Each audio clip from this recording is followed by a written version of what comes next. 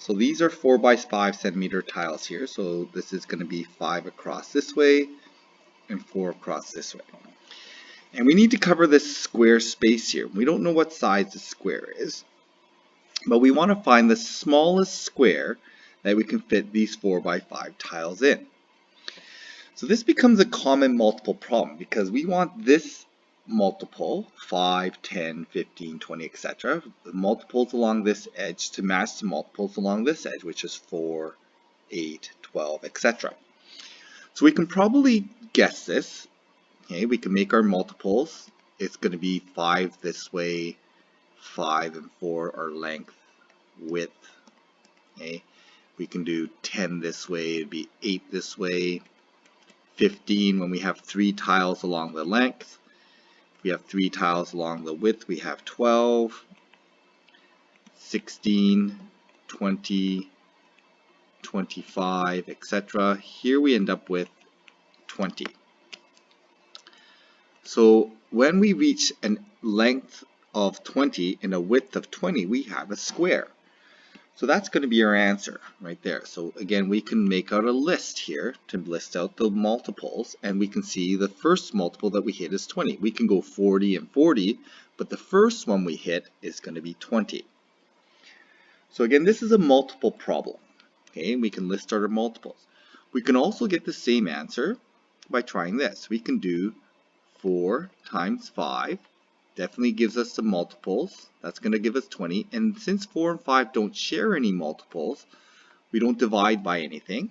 So we end up with our lowest common multiple is going to be 20. 4 groups of 5. So if we draw it in, we can do 5 groups this way. And we can do 4 groups this way. Okay, and that will give us a 20 by 20 square, which we can fit those in. Okay, so the most straightforward way is to actually list out the multiples and see which is common, but we could also use that a little bit more sophisticated strategy as well, using the factors. So find the greatest common factor of 52 and 44. We can do this with factor pairs. So as I list out my factor pairs of 52, I get 1 times 52, 2 times 26, 52 I think is divisible by 4, so 4 times 13, 52 is divisible by 6, 7, 8, 9, no, none of those are going to be divisible by, so these are all my factor pairs. So I have 1, 2, 4, 13, 26, 52. Okay, you can list them in order if you like. So those are my factor pairs.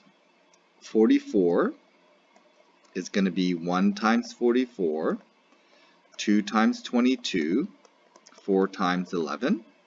Okay, so that's it for my factor pairs for that. So if I look in here, I've got common ones. Yeah, those I've got common factor of 2. I've got a common factor of 4. So the biggest factor that's common is going to be 4. Okay, so we can just go through all the possible factors and see what the biggest one is. So we really want to start developing some better methods. And prime factors are really important because they let us look at the pieces that make up these numbers, and we can just pick the pieces we want. So 52 can be written as 2 times 2 times, so 2 times 2 times 13 is going to give me 52. 44 can be written as 2 times 2 times 11. And we can see that we're looking for the common factor, so these are common, and we want the biggest one, so we want to put as many common ones as we can together, and we end up with 2 times 2, and that gives us our greatest common factor of 4. So we can do the same with 3 sets of numbers. Okay, we can make a list of 3 sets of numbers, but let's try to be a little bit more efficient, and we can see through our factors, our prime factors.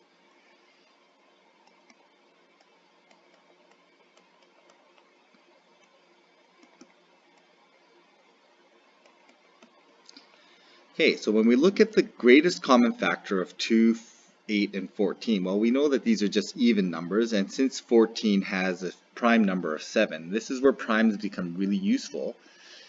Primes allow us to, sorry, this is 7 here. Primes allow us to see the pieces more clearly. And we can see that they share a common factor of 2, and that's it. So common means that you have to share them. So the only factor that's shared is 2, so the greatest common factor between 3 numbers is 2.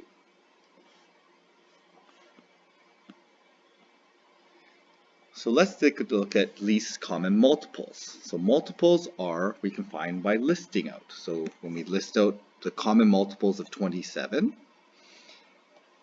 we can skip count with 27.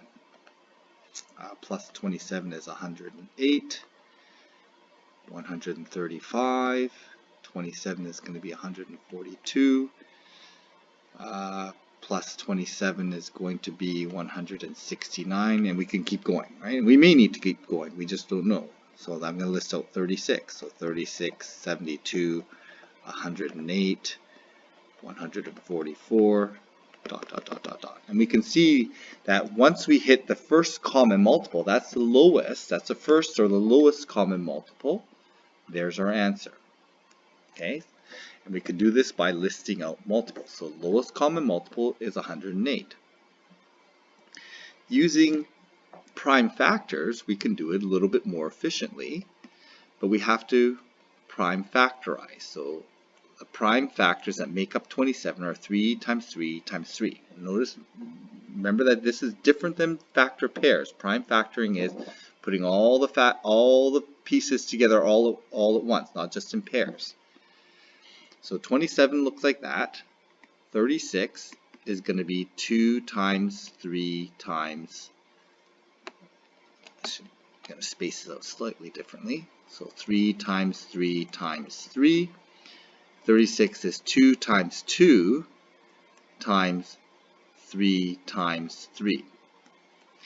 So when we talk about least common multiples, we want to multiply we want to skip count or multiply one number with the other. But we don't want to over multiply. So we want to get rid of these ones. So there's two perspectives on this. What we can do is we can take one of each. Okay, so that one goes down, and our lowest common multiple is going to be 2 times 2 is 4, times 3 is 12, times 3 is 36, times 3 is 108. That's what we got over here. So that's our lowest common multiple. Okay, so one perspective is we just take one of each factor and do that. Another perspective we can take is we want to eliminate, we don't want to over multiply, so if we have them in common, we only use one of them. So we can eliminate one of these, one of these. So we can do 27 times 36 and then divide by the greatest common factor of 9. Okay, so 27 times 36, oh, that's a big number. Let's see here, 27 times 36 works out to be 972 divided by 9 works out to be 108, which is our lowest common multiple. So there's two different perspectives to find the lowest common multiple using the prime numbers. We can just take one of each factor, or we can multiply the numbers together and get rid of the over multiplication by the common that we would get with the common factors. So here we can find the lowest